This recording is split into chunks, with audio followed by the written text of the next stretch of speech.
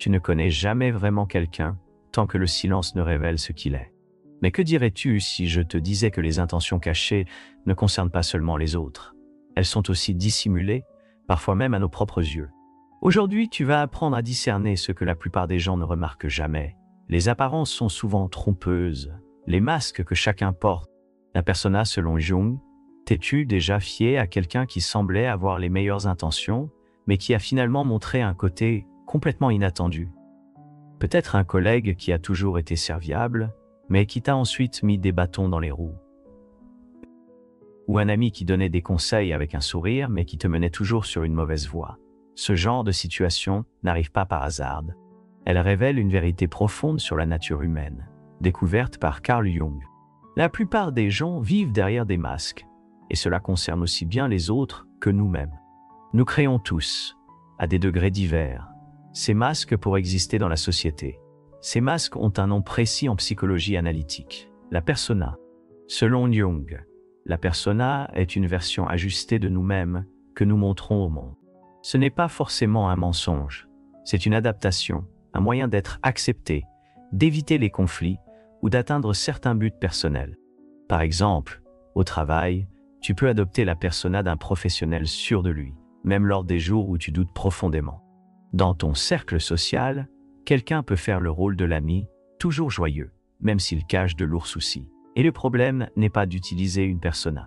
Le danger commence quand tu penses que la persona d'une personne est tout ce qu'elle est réellement, et c'est là que beaucoup tombent dans le piège.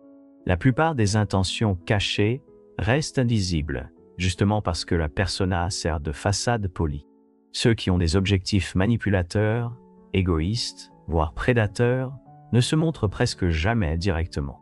Ils savent que le monde condamne les comportements impolis ou immoraux. Ils créent donc des personas très attractives. Le collègue serviable, le partenaire attentionné, le leader charismatique et charmant. Pendant que tout le monde fixe le masque, les vrais désirs restent dans l'ombre, attendant le moment opportun pour se révéler. Jung pensait qu'ignorer la persona, ou pire, y croire aveuglément, est l'une des principales causes de frustration et de souffrance dans les relations humaines. Même ceux qui ont une intuition aiguisée peuvent se faire avoir, car les masques sont conçus justement pour correspondre à ce que tu souhaites le plus voir. C'est comme un piège taillé sur mesure pour tes besoins affectifs. Quelqu'un, en quête de sécurité émotionnelle, attire des manipulateurs qui prennent l'apparence de protecteurs. Celui qui cherche une reconnaissance sociale peut se retrouver entre les mains de flatteurs aux intentions cachées. Mais comment briser ce cercle? Comment voir au-delà des apparences et commencer à percevoir les intentions cachées, même quand elles sont bien dissimulées? La réponse ne réside pas seulement dans la méfiance envers les autres, mais dans le développement d'une perception stratégique que Jung appelait conscience élargie. Et dans le sujet suivant, tu comprendras comment des signaux inconscients, petits et presque imperceptibles, trahissent progressivement les masques pour révéler de véritables intentions avant qu'elles ne te nuisent. Prêt à découvrir ce que la plupart des gens ne remarquent jamais? Voici une invitation pour ceux qui veulent approfondir ce cheminement. Nous avons créé un e-book exclusif sur les principes de Carl Jung appliqués au monde moderne. Tu y trouveras non seulement les théories de Jung expliquées de façon accessible, mais aussi des exercices pratiques pour intégrer ton ombre, renforcer ta personnalité saine et créer des relations plus authentiques. Le lien est dans le premier commentaire. C'est une occasion unique d'élever cette connaissance à un niveau que peu de personnes atteignent, signaux inconscients. Quand le corps exprime ce que les lèvres ne diront pas, combien de fois as-tu ressenti un malaise inexplicable près de quelqu'un, alors même que cette personne disait exactement ce que tu voulais entendre?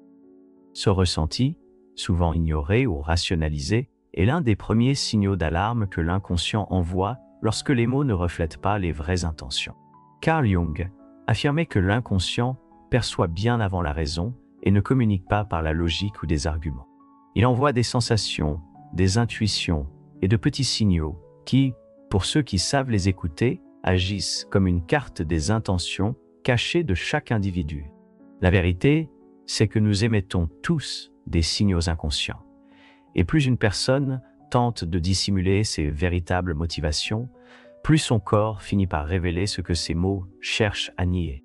Ce phénomène est appelé la dissonance entre communication verbale et non verbale.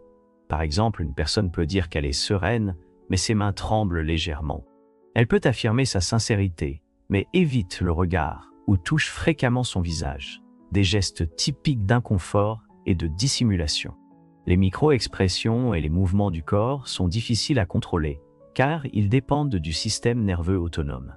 En d'autres termes, ils s'échappent avant que l'esprit conscient ait le temps de les dissimuler. Jung considérait cette incapacité à cacher l'inconscient comme un indice précieux. Il enseignait que l'inconscient ne révèle pas seulement les masques, mais crée aussi de petites imperfections chez les personnalités malades. Un sourire forcé qui n'atteint pas les yeux, un ton de voix qui ne correspond pas aux mots de soutien. Une surabondance de détails inutiles lors de la narration d'une histoire, comme si la personne essayait inconsciemment de convaincre plutôt que de simplement partager. Pour ceux qui savent observer, ces signaux tracent un schéma révélateur. Pourtant, la plupart ne remarquent pas ces incohérences, car ils ont appris à ne faire confiance qu'aux mots. Dès le plus jeune âge, on nous enseigne à écouter ce que les autres disent et à ignorer ce que nous ressentons. Mais ceux qui veulent vraiment saisir les intentions cachées doivent inverser cette logique. La première étape est de prêter attention à ce que tu ressens, avant de te concentrer sur ce que tu entends. Si quelque chose semble étrange, même sans explication rationnelle, cela signifie que l'inconscient tente de te protéger. Pourtant, faire confiance à son intuition n'est que le début. Il existe une méthode pratique et presque infaillible pour repérer ces contradictions avant qu'elles ne causent des dégâts. Dans le prochain chapitre, nous verrons comment l'ombre, ce côté caché que chacun cherche à dissimuler, se manifeste dans les mots, les gestes et surtout dans les accusations lancées par les autres. Apprendre à lire l'ombre des autres, c'est acquérir l'une des compétences psychologiques les plus puissantes que Carl Jung nous ait transmises. Désormais, tu commenceras à voir ce que beaucoup préfèrent ignorer. L'ombre révèle comment les gens projettent leurs véritables intentions. As-tu remarqué que certaines personnes accusent les autres exactement de ce dont elles ont le plus peur ou qu'elles cachent en elles-mêmes? Un collègue qui passe son temps à accuser tout le monde de mentir, alors qu'il déforme souvent la vérité. Ou ce partenaire qui soupçonne toujours ta fidélité, tout en cachant des conversations suspectes sur son téléphone. À première vue, cela ressemble à de l'hypocrisie, mais pour Carl Jung, c'est bien plus profond. Il appelait ce mécanisme la projection de l'ombre, un processus par lequel les gens attribuent inconsciemment à autrui des traits ou des intentions qu'ils refusent d'accepter en eux-mêmes. L'ombre, selon Jung, représente le côté réprimé de la personnalité. Nous en avons tous une. Elle contient des peurs, des désirs inavoués, des ambitions égoïstes et même des comportements que la société juge inacceptables. Pour éviter l'inconfort de reconnaître ces aspects en eux-mêmes, les gens les projettent inconsciemment sur les autres. Ainsi, celui qui a des tendances manipulatrices accuse souvent les autres de manipulation. Celui qui redoute le rejet, sans s'en rendre compte, reproche aux autres d'être froid ou indifférent. Cette dynamique révèle non seulement des faiblesses émotionnelles, mais aussi des intentions cachées que la persona cherche à dissimuler. Mais attention, la projection ne se manifeste pas uniquement dans des situations négatives. Les gens projettent aussi souvent des traits positifs, comme l'honnêteté, le courage ou la loyauté, sur ceux qu'ils apprécient ou dont ils attendent quelque chose. Ce type de projection peut être encore plus dangereux, car il engendre une cécité émotionnelle. Vous commencez à voir des qualités là où il n'y a que des intérêts. Plus vous êtes impliqué émotionnellement, plus il vous sera difficile de voir la réalité. Jung enseignait que pour déchiffrer les intentions cachées des autres, la première étape est d'observer les schémas d'accusation et de critique. Quand quelqu'un insiste pour pointer du doigt les défauts des autres, il y a de fortes chances qu'il projette des aspects refoulés de sa propre ombre. Par exemple, un leader qui accuse ses subordonnés de malhonnêteté peut cacher ses propres fraudes. Ou un partenaire qui juge constamment les autres d'égoïstes peut en réalité refouler sa propre incapacité à faire preuve d'empathie. Ces schémas ne sont pas anodins. Ce sont des messages de l'inconscient qui tentent d'équilibrer la psyché de la personne, même de manière déformée. Comprendre ce mécanisme vous place dans une position psychologique de force. Vous commencez à voir les accusations et les critiques pour ce qu'elles sont vraiment et à les analyser comme des indices de ce qui se passe réellement à l'intérieur de l'autre. Cela ne signifie pas accepter des comportements offensants, mais les utiliser comme un radar pour déceler les intentions cachées. Lorsque quelqu'un commence à projeter son ombre, il ouvre inconsciemment une fenêtre sur ce qu'il cherche à cacher. Cependant, reconnaître ces projections n'est que la moitié de l'équation. La véritable maîtrise réside dans la provocation stratégique de la révélation de ses intentions cachées, sans confrontation directe, sans épuisement émotionnel. Dans le sujet suivant, nous allons dévoiler une technique puissante, inspirée à la fois des enseignements de Jung et des principes du stoïcisme, le test du silence.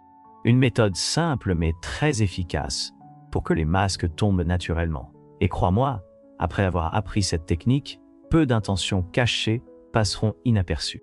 Le test du silence. Une technique stoïque pour révéler les masques.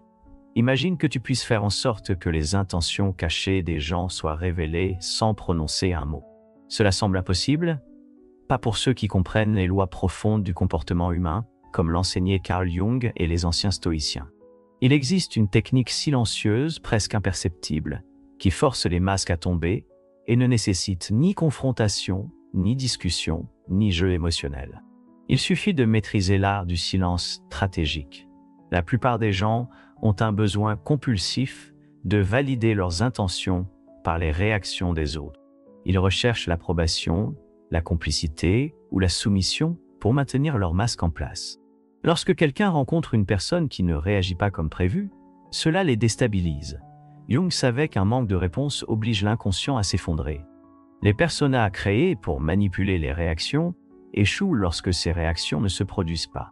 Le test du silence consiste précisément à refuser des réactions émotionnelles prévisibles. Quand quelqu'un aux intentions cachées tente de manipuler, de provoquer ou de séduire, il s'attend à ce que tu réagisses d'une manière qui confirme sa stratégie.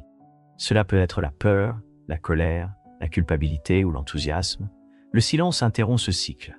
Il crée un vide où le masque n'a plus de soutien. Cette absence oblige la personne à révéler son inconfort, son impatience ou, dans de nombreux cas, ses véritables motivations. Les stoïciens appliquaient ce principe depuis des milliers d'années. Ils enseignaient que garder le contrôle de ses émotions face à la provocation ou aux flatteries préserve non seulement ta paix intérieure, mais révèle aussi rapidement qu'il y a des intentions douteuses. Marc Aurèle, empereur, philosophe, remarquait que lorsque tu réponds moins, les vraies natures émergent davantage. Dans la pratique, le test du silence fonctionne dans les situations de la vie quotidienne. Un collègue qui essaie de te convaincre d'accepter un contrat qui semble trop avantageux. Un partenaire qui utilise le chantage émotionnel. Un ami qui provoque ou minimise constamment dans l'espoir que tu réagisses. En choisissant le silence ou des réponses courtes et neutres, tu cesses d'être prévisible. Ceux qui ont de bonnes intentions acceptent et respectent généralement cet espace. En revanche, ceux qui ont des intentions cachées commencent à montrer des signes de frustration, de changement de ton, ou même d'attaque plus directe. C'est à ce moment-là que les masques commencent à se fissurer. Mais attention, le silence n'est pas une absence d'action, c'est une stratégie active d'observation et d'analyse. En restant calme, tu dois repérer les micro-expressions, les changements de comportement et les tentatives de reprendre le contrôle émotionnel sur toi. Avec le temps, cette compétence devient une sorte de radar psychologique. Tu n'es plus une proie facile pour les manipulateurs et tu commences à orienter les interactions de façon subtile et puissante. Cependant, utiliser le test du silence demande une compétence encore plus importante, la conscience de soi.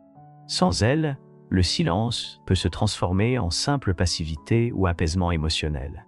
Dans le prochain et dernier sujet, nous verrons comment développer cette conscience de soi profonde, qui permet non seulement de déceler les intentions cachées des autres, mais aussi de ne plus jamais en être contrôlé.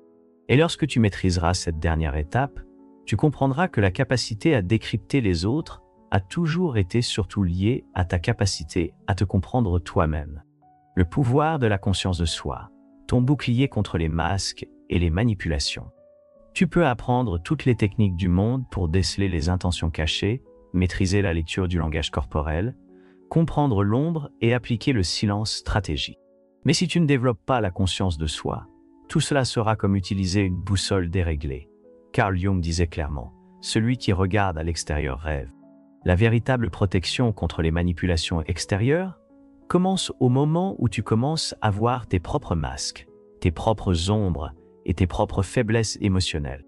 La conscience de soi, c'est la capacité d'observer non seulement le comportement des autres, mais aussi tes propres réactions intérieures. Quand quelqu'un tente de te manipuler, la première ligne de défense n'est pas d'observer ce qu'il fait, c'est de remarquer ce que tu ressens à ce sujet. La colère, la peur, le désir de plaire, le besoin d'être accepté. Ce sont toutes des réactions automatiques qui donnent la main au manipulateur. Si tu ne maîtrises pas tes émotions, quelqu'un d'autre en aura le contrôle sur toi. Jung enseignait qu'en intégrant ton ombre, en reconnaissant tes pulsions refoulées, tes désirs cachés et tes faiblesses, tu construis une sorte de bouclier psychologique. Tu deviens moins prévisible, moins réactif, et donc moins vulnérable à la manipulation. Les intentions cachées des autres ne trouvent plus de failles pour s'infiltrer. Au contraire, elles deviennent évidentes, car tu ne les observes plus à travers des filtres émotionnels.